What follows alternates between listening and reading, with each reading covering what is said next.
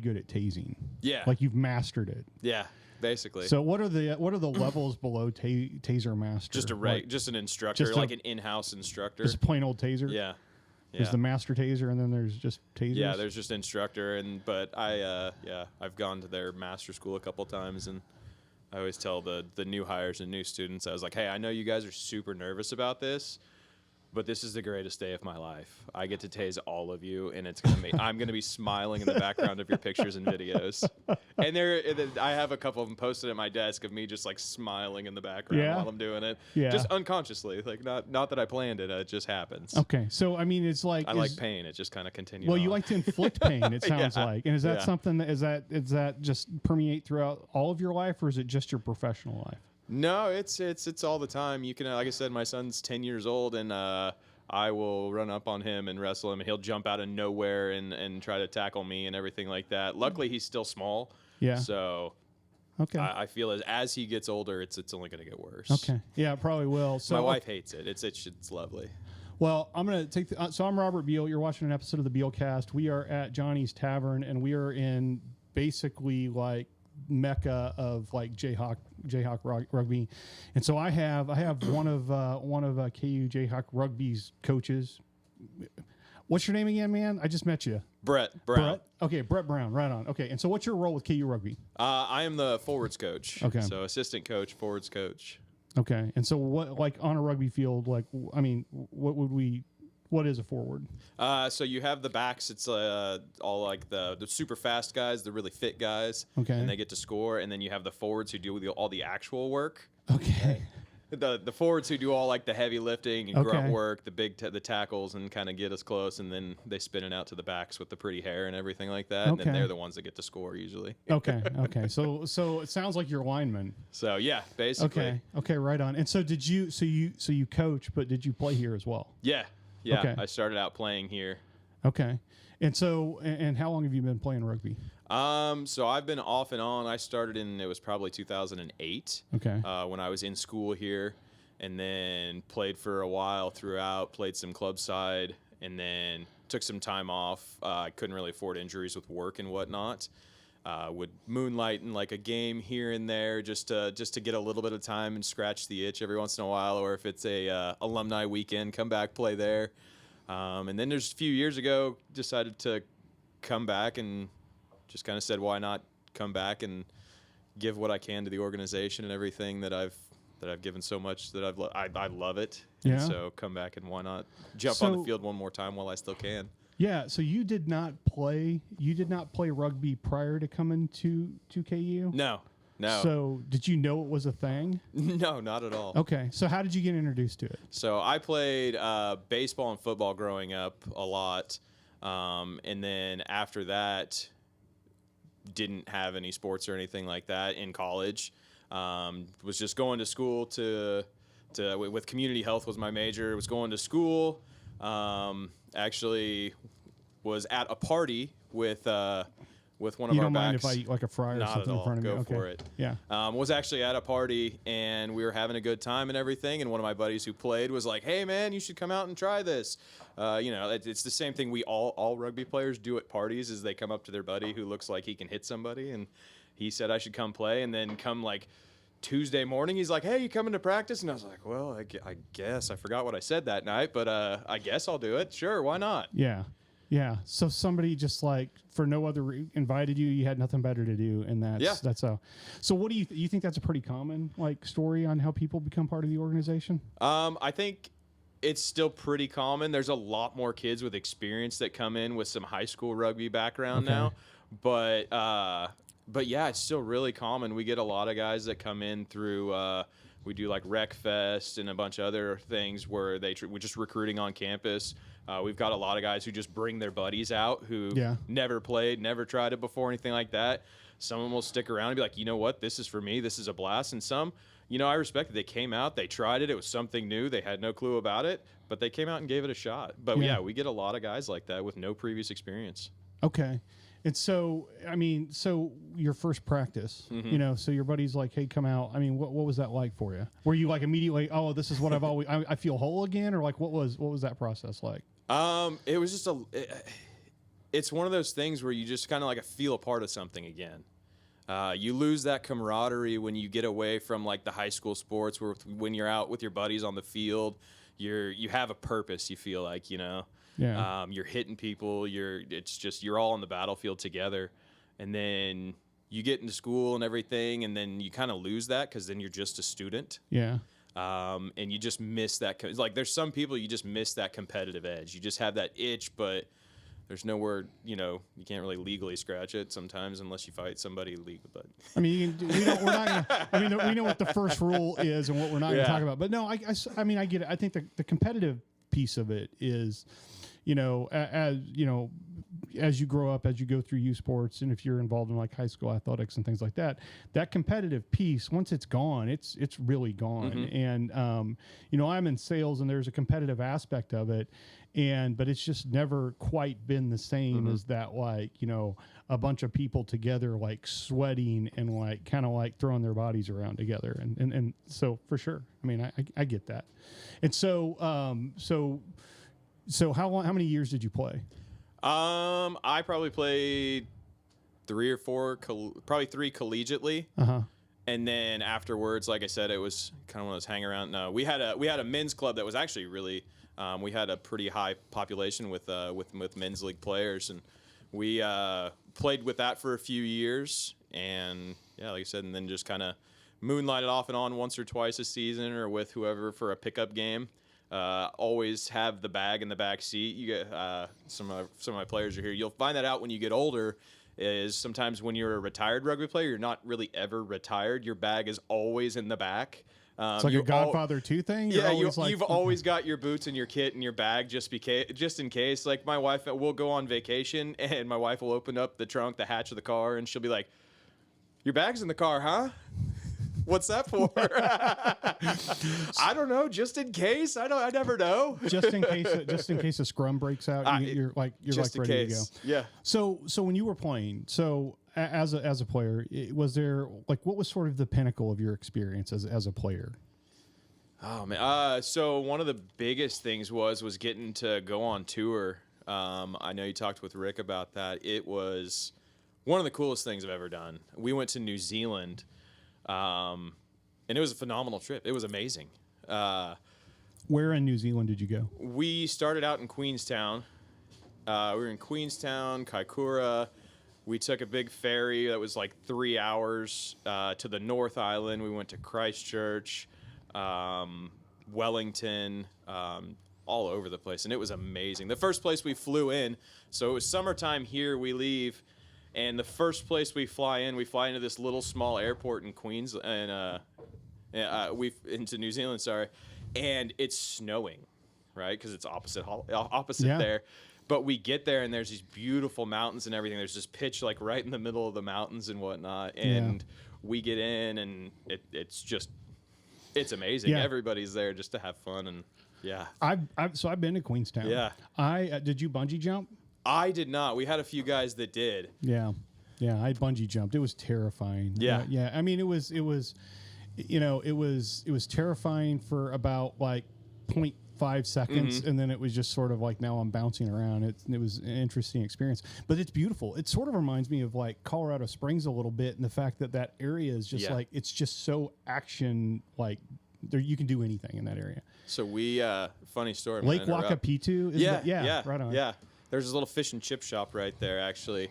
But we, just a funny story. One of my buddies, there's the big mountain there that's right above the pitch and everything. And one of my buddies was like, "Hey, I want to climb that mountain." It's not like a giant mountain, so it's not like it's Everest and snow-capped and everything. But he was like, "I want to climb that mountain." So there's like 6 of us that were like, "All right, let's do it." And so we're going up, we're grabbing like tree roots, all this different crap just to get up the mountain and everything. You know, it takes a while. Yeah. And finally we get to the top, and this guy's like, where the hell did you guys come from? And we're like, "Oh, we went down there." He's like, "The goat trails?" And we're like, yeah. He goes, you could have just walked up the road. And he points off to this road. There's this road right next to it. But yeah, But just sometimes it's about the journey, though, Oh, yeah. right? Do you know what I mean? It was you, so you, much you fun, focus on though. the destination. Yeah, absolutely. So the fact that you had the opportunity to go to New Zealand, that was a big deal, because that seems to be. I mean, I look around the room and I see Argentina 85. I Yeah. see New Zealand 83. Belgium, Holland, 87. You came to KU and you had no idea that was something that was in your. Absolutely. Yeah. Something that was just. Yeah, it was amazing. Like I said, just to come in and basically to be welcomed right away. A bunch of guys that were my age were all fighting for the same goal and everything. Yeah. We're on the field. There's old boys out there that are teaching you the game. We used to come up here Thursday nights, and especially when I was brand new. They'd go down to the coolers downstairs, grab 2 big cases of Budweiser bottles, and come up here. And right behind this bar up here was somebody be dealing them out $2 a piece or 2 for $3, and it was all cash. And we would just, after practice, you're not allowed to go home and shower. It's stink and drink. Okay. You go home, you come right up here immediately. Order a pizza or a burger from downstairs, and we're immediately up here. And that's how I learned so much about the brotherhood, and the game was just hanging around with the players, my buddies, the old boys, and everything, and just learning. Yeah, it's community. I mean, just to be clear, the Bealcast does not advocate people stinking. Yeah. All right. But I think, I think that's beautiful. I think it's just, I mean, I was a fan of, follow European soccer, and you'll see these you'll see shirts that are very similar to the shirts that you have, and it just gives you this, this sense of heritage. Mm-hmm. And it's just remarkable that it's just right here, right? And you had no idea what you were stepping into when you were like, hey, yeah. And so you've been part of the organization for a number of years. What's your role now again? So you're a coach, right? Yeah. So I'm the forwards coach. Yeah. Yeah. And so, I mean, how has your perspective of the game shifted as a new player to where you're at now in a leadership role? Oh man, it's hard. I still get up for games. I'll pace the sidelines. I'll yell. I have my guys' backs 100% and everything. If something starts happening and whatnot, I've broken a couple water bottles. It's hard not to have that outlet of being able to be out there and be with them, next to them on the field. But that's my role now, is to prepare them. But not only just prepare them for the field and for the games and everything, but prepare them off the field. As men, sometimes as much as difficult it is for college kid to prepare a college kid for that age. But yeah, just the future, and teach them the brotherhood of KU rugby, of Kansas rugby, of just everything that rugby has to offer, the nationwide, the worldwide connection that there is with it, that no matter where you go, you always have a home when you visit a rugby club. Yeah. You can walk onto any team and play. Yeah. And they would welcome, if it's a tournament, a club side, anything like that, bring your bag. Yeah. Because they're always looking for a guy to jump in sometimes. They're like, hey, anybody want some minutes or anything like that? You're always welcome anywhere. Yeah. And one of the conversation I had prior with Steve and Rick, we were talking about the idea of character in the organization. So I did some searches like ChatGPT and Google, and everything that came up, I just kept seeing character, that word. And so, we talked about, is character something that is built? Is it something that is something that is inherent to you? But clearly, I mean, you feel like this experience has shaped your character. Mm-hmm. Absolutely. Yeah. Just, like I said, it's the same reason I bring my son up here. Yeah. He's got 30 big brothers on the field. You'll talk to a couple of the guys here later, and he's always talked about how he wants to invite them all to his birthday parties and everything. Yeah. He it's the culture of it. It's like I said, it's a blast. It's hard to describe. Yeah. But you're doing this is a passion for you, right? This is and so you have a day job, you have other coaching that you're involved with as well. Okay. Yeah. So tell me a little bit about more about the coaching that you do outside of KU rugby. Oh man. So I am super busy. Generally a night off does not happen. Yeah. I coach with Heartland Youth Rugby. Okay. It's an organization in Kansas City on the Johnson County area, just trying to spread the game of rugby, kindergarten through 8th grade. Yeah. So I coach with them in the springtime. We've got My son is, like I said, my son's 9 and 10. I'll refer to William a ton because he's that's cool. He's all over the place with me. He travels with me and everything. I coach with them. It's flag and tackle. We start teaching tackle in 3rd grade. So it's tackle just, rugby. Yeah. Okay. Yeah. We found that the younger you start teaching them before they start running and trucking each other like animals, and they get bigger and bigger with the speed and size, teaching them technique first. And so it's been really successful. They have a blast. My kids just battle on the field. And my job with that is just teach them a love of the game. Yeah. I don't care about winning. I don't care about this. I just want to see that you're giving me effort and having a blast. And that's what I want to grow in them. You know, there's some people that yell, some people get mad. They're 9. Yeah. You know, they're 9 years old. Sometimes you have to realize that, especially youth sports. You have to realize they're just kids. Just teach them to have fun and have passion, and then they'll grow in the game. Yeah. I coach soccer as well. Shout out to the Iron Dragons. That's our soccer team. All right. We were undefeated last year. Nice. It is just city league, but I mean, winning and losing isn't that important. You just want them to have fun, but it is nice to be undefeated. But the kids still keep score. Yeah, like they'll right even shout it out, and Yeah. you're like, guys, stop. Yeah, I gotcha. But again, that's kind of my same goal. I was not a soccer. I think I stopped playing soccer in 5th grade. But I have a phenomenal time coaching it. The kids, they have fun. That's my primary goal with that too, is let them have fun. I was a parent one time that was like, you need to work harder. You got to work harder. I know you're faster than that. And like looking at it and looking back and kind of looking at myself on some of those times, I was just like, you know what? Or even listening to, I follow a lot of coaches. When you become a coach, you start following more and more coaches and trying to get tips and tricks and practice tips and everything. Yeah. How do I get the kids to freaking pay attention? And then it's one of the coaches said something. He's like, just realize that they're kids. And one of the things the most excited that they are is at the end of the game when the snacks and the Capri Suns come out, Yeah. Stuff will happen on the field. They might not run as hard as they can. They might be sluggish, but they're also 7, 8, 9, 10 years old. Yeah. Maybe they started up playing Fortnite. Maybe they started doing, just let them if they had fun at the end of the day, that's what matters. Yeah. I've had parents yell at me from the other teams. I had a guy want to fight me one time because I was like, hey, they're not trying to kill each other. He's literally 7 years old and he accidentally knocked a kid down. Yeah. And he actually helped him up and gave the kid a hug and said he was sorry, but this guy got mad at me. Yeah. I mean, you're watching, there's some food there. I want to honor our conversation, so I feel bad about eating while we're having it, but maybe now that I've said that, I'm not going to have that concern. And so, yeah, I mean, having officiated youth sports myself and watch that, you look at these, like, you can't fault a parent for being enthusiastic, right? Like you're your kid's biggest cheerleaders, right? You're invested in the things they're invested in, the things they get emotional about, but you see these parents sometimes losing their mind, and you're like, man, you are modeling a behavior that, like, you do not, that doesn't really serve anybody. And so I guess, having, whether it's college age kids or whether it's, your kids' age, where do you feel like, what do you feel like is missing right now in this type of amateur? Because these are sports that, listen, there are people coaching baseball right now who want to be Major League Baseball coaches, right? I don't think there's a whole bunch of that going on in youth rugby, right? Yeah. And so where do you think the hole is? What is the need in youth coaching right now in this sport?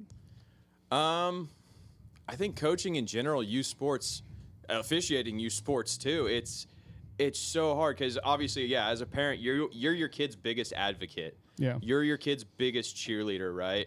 And again, like I said earlier, you have to understand that sometimes they're 9 years old, that they're out there having fun. They're going to make mistakes. A 15-year-old umpire or referee wearing pit vipers, he's going to make a mistake, right? It started with the pit vipers. Yeah. But you have to realize that they're humans too. Like, we're all trying to reach the same goal. We're all trying to get better at this. Yeah. And sometimes some kid's going to be better than the others, and your kid's going to strike out. And then sometimes your kid's going to get a hit. Like, Yeah. That immediate gratification that we all want of my kid's the all-star, my kid's the best player on the team, you know, sometimes it's just not there. Is your kid the best player on the team? Is he the all-star? He has a blast, and that's what matters to me, you know. Like he can hit a baseball, you know. He has fun doing it. Does he throw the hardest? No, but does he probably have the biggest smile on his face when he plays? He might. Yeah, it's just fun to watch your kids compete. You know what I mean? And it's fun to kind of watch, because I mean, all we do as just people is like just go through life fumbling along at something until we sort of get better and like learn the lesson from it. And when you watch kids like do sports, you just see it in such a interesting microcosm, right? Just they start to understand and make like. It's like a kid like swinging a baseball bat. They're just up there swinging. They just leave me alone. I don't need technique, just the act of swinging. And then as you mature and start to dial that in, yeah, I think that's a lot of fun to watch. Yeah. So, okay, so what's the worst experience you've had as a coach? Oh man. Probably two of them actually. All right. My son played one season of basketball. I'm gonna take a bite of my burger. I'm not a big basketball player. I can do it, but you know, my game's not gonna be jumping really high anytime soon. But we were at a game and a kid, you know, he got fouled hard and everything. You know, the parents were concerned and they kind of got super upset. And then eventually, like, the mom carried the child off the court and everything. And it turned out, I think it was his wrist. I thought he, like, got knocked unconscious the way they reacted. But then after the game, one parent made a comment to another, and then the parents, like, wanted to fight each other in the parking lot over this youth league first and second grade city league basketball game. And it's like you do. And I had to break that up. And if we didn't say earlier, I'm a police officer, and the only thing I could think, because I go over there to kind of break it up and everything, and the only thing I could think was, please God, nobody call the police, because I don't want to do a report on this. Right. You don't want, like, there's such thing as work-life balance. Yeah, I just want to, like, nobody knows about this, and I'm just going to go home. Then probably the other one is one I kind of alluded to earlier was one of my kids, it was in first and second grade soccer, and he knocked another kid down. They're clumsy at that age. They have no clue what they're doing. Yeah. And he knocked a kid down. He actually stops, helps the kid up, gives him a hug. And then his dad over on the sideline is just yelling and yelling and yelling. And he's trying to get, again, the 15-year-old wearing pit vipers. I know him. I know him. His name's Ross, and I'm good friends with his family. Okay. But he kind of calls a foul, but the guy's trying to get him red carded, throw it out of the game, and he's like, I don't know what I'm supposed to do. We don't do cards. They're 7, you know? And so I was like, sir, nothing malicious is being done. Like, it was an accident. Yeah. They're 7. Let them play on. And then it just would not end. I didn't say anything else the rest of the game to him. And then after the game, he comes like charging across the field at me and like gets in my face, and he's like, yeah. And I was like, what are we doing here? Yeah. No, the parent comes across the field at me. Yeah. And then I talked to the referee, and I was like, hey, is your field supervisor here? And so I talked to her, and basically she was like, oh, as a parent? She goes, don't worry about it. She goes, it's $70 and a free T-shirt. I don't know what they want, you know? Yeah.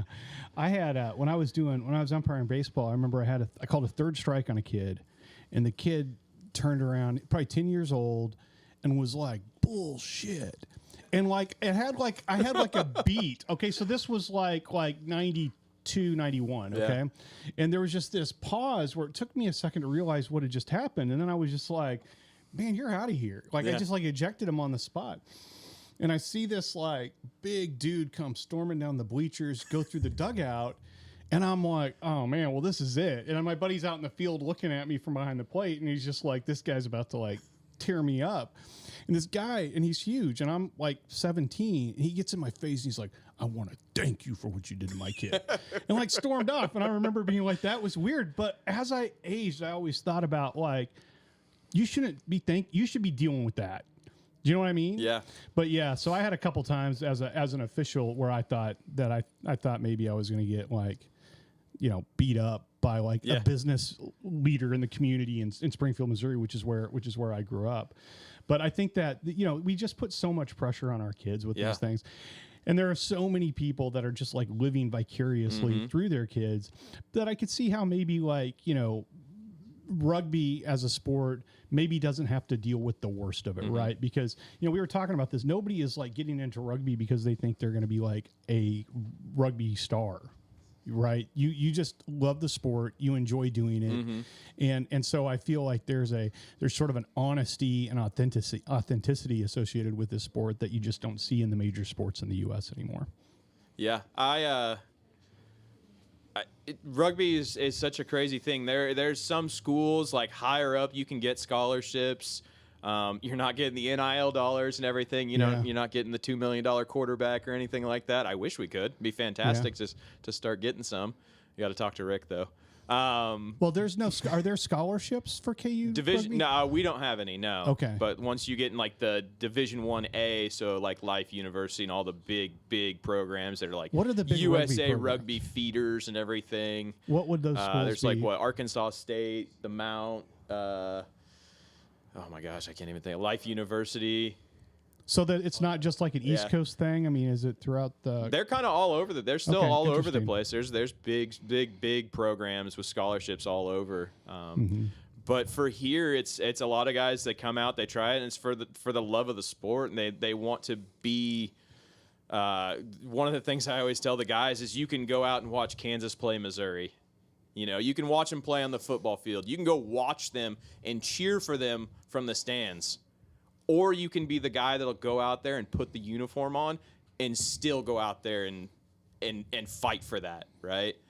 That sounds pretty badass. I sort of like want to do it now when you talk about that. It's kind of fun to be passionate about something. It is. And these guys know, like, I have an extreme passion for it. I love the sport. It's opened up tons of doors for me, for my family. It's been fun. It seems we've talked about that before as well. It seems like at that age that you're playing, when you get exposed to it, those are the relationships are the formative relationships that you have. And so, I mean, how do you feel about this coming season? I mean, when does your preseason start? Is it fall or is it the summer? So we just finished our fall season, which is kind of the qualifiers for nationals and everything. Okay. Unfortunately, we didn't qualify for nationals this year. Iowa State came out ahead on that one. But yeah, once the end, and then in the springtime here, generally we'll focus on it. We'll have a sevens focus, sevens rugby focus. For those of you who don't know, that's kind of the Olympic style that they play. Okay. It's basically just a 7-minute track meet, and it's exhausting. Okay. But we'll play a little bit of sevens, but also our big focus too for the springtime is the Ireland tour. Where we'll play a lot of 15s over there. We'll play 3 or 4 games, and so we're kind of building for that really. Yeah. Yeah, and so what are those games like? You've played internationally. What is the experience for a player? How is it different than an experience here, like playing here? It's so much fun to see and be a part of the passion and the fandom over there. We went to a lot of clubs where it's an extremely family-oriented atmosphere. You've got games all the way from little kids, like my son's age. You've got the first graders playing right next to the collegiate, or right next to the high school boys team, which is right next to the old boys team that's playing. Yeah. I said one of the coolest things when we went down there, there was kids rugby playing right next to us. And there's this kid, he's like crying on the field, but he's still getting the ball, and he's just like carrying the ball, running kids over. And then he gets up and he's like crying. And I was like, man, it's just such a cool experience. They have these clubhouses, just like this is kind of modeled after, with just so much memorabilia from players they've had that have played internationally. We met some former All Blacks, current All Blacks. Yeah. I got the chance to meet Ma'ananu over there. Like, that was really cool. Play against a couple guys that had played, given they were like in their 50s and they probably were still way better than us, but played against a couple guys who had played for the international teams. Yeah. And so it was just the experiences. It's awesome. There's a level of intensity in those games that you experience. It's different than back here. Yeah, watching a bunch of like 40 and 50-year-old Kiwis who are all kind of like beat up do a haka in front of you. It's an intimidating experience when you're 22 years old. Yeah, so these guys still are like massive and have it. Yeah, I watched. I won a trip to Queenstown when I was selling Toyotas back in the day. And so while I was down there, I started to understand the All Blacks, and I got to like sort of obsessed with the haka. So like for like years later in the car business, there's a lot of sales meetings that like ended with me like showing that. And for people that don't know what that is, it's basically like a Maori like tribal dance that they do, which are the indigenous people of New Zealand, and it's just try to freak out your opponent. Yeah, they would do it before battle, before wars between tribes and everything, and that's why a lot of the island nations do it. Yeah. And it's when you stand right in front of one, it is an experience, and you're like, whoa, we're about to battle here. Like it's on. These guys are switched on and ready to go. So you better not be cold out of the gate. It's always interesting to watch that shot of the opposing team have to stand there and act like, I mean, I think it would suck to have to be, because how do you follow that up? Yeah, you're like, all right, well, it's a psychological advantage. Here we go, boys. Sure yeah, absolutely. All right, so what do you see? What do you see for KU Rugby's future as a coach? Right. So I sat down with kind of like the senior guys. I said I had a concern, or I wondered about what the legacy was going forward. I mean, you're part of that legacy. Yeah. You know. It's constantly building. That's some of the tough thing about like the collegiate rugby atmosphere. You know, it's like a lot of college sports is you start to get these senior laden teams. You have all this experience and everything, and then you graduate 14 seniors, and you're like, oh my gosh, that was like 3/4 of our starting line right there, right? Yeah. So you're relying on a lot of guys to backfill that area. I see a lot of guys coming up right now that have an extreme passion right now for rugby. We're gonna lose a few guys this year, and it's gonna hit hard. Yeah. But it's about, you know, not just us, because I can have all the passion in the world, but it's a lot of times with those guys getting their boys out, getting their buddies out, and making sure like, hey, let's backfill these spots. Let's make sure it's next man up. We need to have that next guy ready to go, whether he's injured, whether he graduates, and we're ready to go. We're filling spots all the time. You know, that just what I'm figuring out is that just like that's basically life all the time. Yeah. Life is nothing but a series of problem solving, and I feel like a lot of times when you start to feel like, hey, we got it kind of sorted out here, you've already got something that's breaking. You're not even aware of. So where do you think the areas of opportunity are for the team next year? I'm not telling you to call anybody out, but where do you where do you need to see some improvement? Again, we've got some seniors graduating in our back line, so those are big leadership positions back there. We've got some forward positions that have been kind of unfortunately, we had some guys get injured, and some big opportunities for guys to step up. And big opportunities, we had guys that did step up this year to really help us through the end of the season. One of our big things is getting those bomb squad guys. Bomb squad. Yeah. So in rugby, a lot of times, 15 is not. I don't want all 15 of my guys playing full 80 minutes, right? Substitutions. Some of those guys, a lot of teams, they call them the bomb squad. If you ever watch South Africa rugby, they'll switch out almost their whole pack. And a lot of times, sometimes it's better guys coming in. And when you're playing 50, you've already been playing 50 minutes of a war on the field, and you see a guy that's even bigger or even better coming in, you're just like, shit.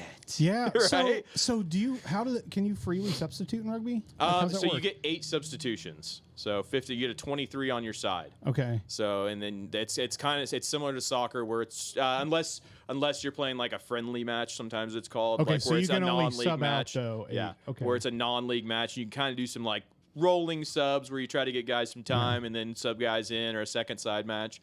But in the league games, you get a limited amount of subs, and once you're out, you're out. Yeah, and so 80 minutes.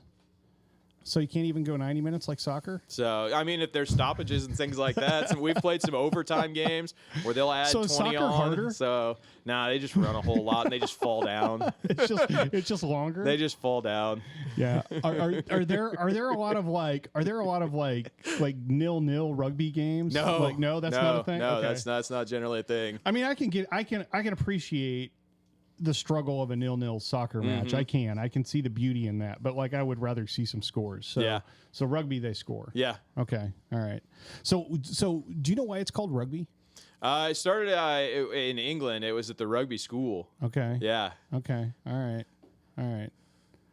I You're felt gonna like start there was quizzing me another on knowledge, and then I'm gonna be there like, was oh, a book. I read this book called "The Ball Is Round." It was a history of soccer, Yeah, and part yeah. of it talks about like this dichotomy at some point where like rugby became. The story of Webb Ellis, who was the kind of the creator of it, picked Okay. up the soccer ball and started running with it, right? Okay. So No, I mean I don't. yeah. You remember more of it than I do. So, and you can't pass forward, correct? No, forward pass? you can kick Okay. forward, but you Okay. can't pass forward. It's either directly lateral or backwards. Okay. Okay. All right. So we've got, since it makes sense for me to ask you some questions about the game as the coach. So 80 minutes. Yep. And so how are you scoring? Like, how do you actually, because when I went to the match with Steve, like I sat there and somebody had to tell me what was happening the whole time. And then it made sense. But so how do you score? So in rugby, when you touch so you get over the score line. So it's not like football when the ball just crosses the line. Yeah. You have to actually physically touch it down to the ground. Gotcha. And that's worth 5. Okay. And then basically it's similar to football where you have an extra point. Okay. So you kick your extra point after that, and that's worth 2. Okay. So then you can get a total of 7 off that. Okay. You can have like a penalty kick. So if there's a penalty, you have the option to kick for posts. So it's kind of like a field goal, but everybody has to be in position and just kind of stand still. Okay. It's so funny because with that kind of side story with it is generally everybody when the kicker is kicking is silent. Okay. Even the opposing team. We went to Chicago for the Ireland versus New Zealand match up there just this past November.